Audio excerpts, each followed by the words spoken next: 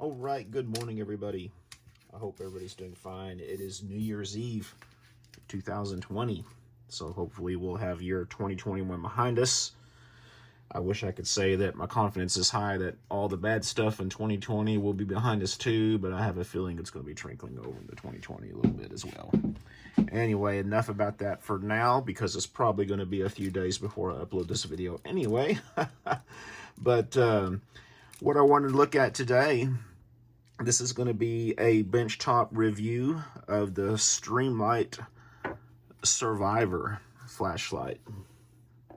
Now, I know this one is probably a dated light by today's flashlight standards, you know, with all these fancy O-lights and everything else that we have out there. But this has been on my wish list for Amazon for a long time, and I finally received it for Christmas this year. So let's take a quick look at it. This isn't going to be a real thorough or an intensive review or anything like that. But first off, let me show you the awesome packaging it was in. And yes, as a wannabe YouTuber, I should have documented the unboxing of this, but it was Christmas morning and I was excited to get it, so I just tore into the packaging. But this is what we have. And it's the usual real tough clamshell. I had to cut it open. This one is the alkaline battery package version. Now, they do make this in a version that has a rechargeable battery pack for it. And I think you can actually buy the charger pack and put it into this one or something like that, I believe. But it also came with a nice handy little set of instructions. Typical Streamlight type instructions, you know. It's a big unfolded sheet, has English in it, but it's pretty straightforward. Now, this is what they call what is that word? Intrinsically safe light, which means you can use this where there might be flammable gases present. But I should note, to do so, that you do have to use specific batteries, which you can see listed right in here. Only use, and they give the actual part numbers. And I assume that's because those batteries had to be tested to meet this criteria, this regulation. So that's that on it. And it also comes with these, what they call a smoke cutter plug. And what these are, there's a small black disc and an amber disc. And the black disc, I believe, is opaque. Yeah, it's not translucent at all.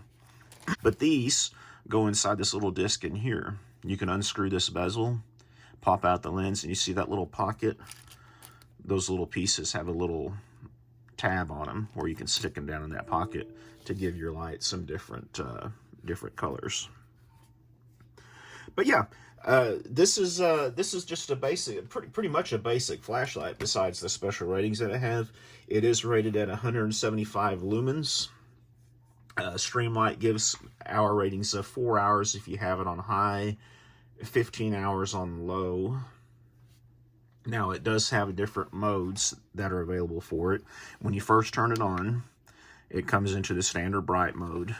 And you can see the beam has a small focal point. But I will say anything above 10 yards, the beam blends into just a solid white circle. But it is a spot. It's not a flood. It is definitely a spotted beam. But when you first turn it on, it goes into this mode. And you can press and hold, and it goes into a low mode, is what they call it. And you can see how it dropped down there. Press and hold again, and it goes into a flashing mode. And there's also another mode that's not mentioned on the front of the package, but, oh, actually it is. It's called the Moonlight Mode. And I think you have to turn it off and back on to access the Moonlight Mode. We're going to try here, but you have to press and hold for X amount of seconds. But flashing, and then the Moonlight Mode. And you can see the Moonlight Mode is very, very dim. So that should get you, I would guess that Moonlight Mode should get you at least 30 hours battery life or something along the lines of that. But when you turn the flashlight off and back on again, it reverts back to the high power mode. Now, I do like this because this is a nice, solid feeling flashlight. Something that you're not going to have to worry about if it gets dropped. The bezel around it right here, around the lens, is actually some sort of TPE or rubber type. So yeah, sorry about that. My electricity went off on my house, which is always fun. It's raining right now, and I have real sensitive GFCI circuits. But I think I was talking about how this bezel is kind of rubber. It does have a real nice heavy-duty clip on the back of it with a nice spring, and it has a small stainless wire bail. It's interesting because you can use this bail to activate the clip. Then, of course, it has the all the SGS legal jargon on here for the testing. And you can see the bottom of this has a couple of terminals on it, which I guess is used if you have the chargeable battery pack in here, but we'll go in here. Now, this wire, this little bail that holds this piece in, is really hard to get off. So I actually have to usually use something to pry it. Or pull it like that. But it pops out. And then you have a small pack that holds AA batteries. Slides inside of it. Interesting, you can see the light shining down from above into that. That's pretty weird.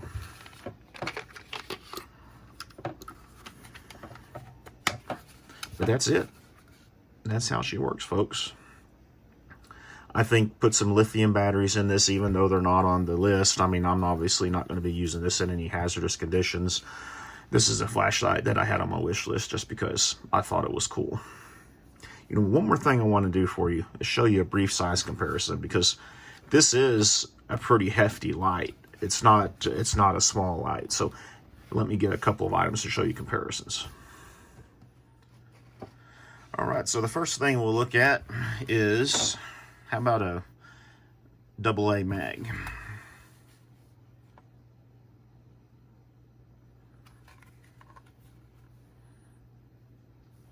You can see this is a beefy flashlight.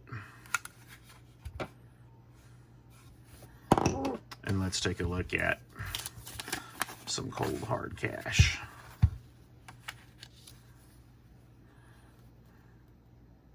Yeah.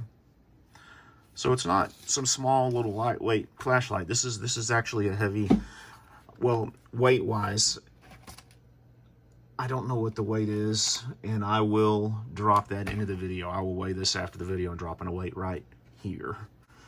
But yeah, this is a nice flashlight. It's not something that's, you know, some little lightweight spindly light that you have to worry about dropping and breaking or something along those lines. This seems to be a pretty nice, well-made flashlight. So thanks for taking the time to watch this video. I've got a couple of more light reviews I'll be doing here in the next few days. And as always, let me know if you have any questions, and please take the time to like, comment, and subscribe. Y'all be safe out there.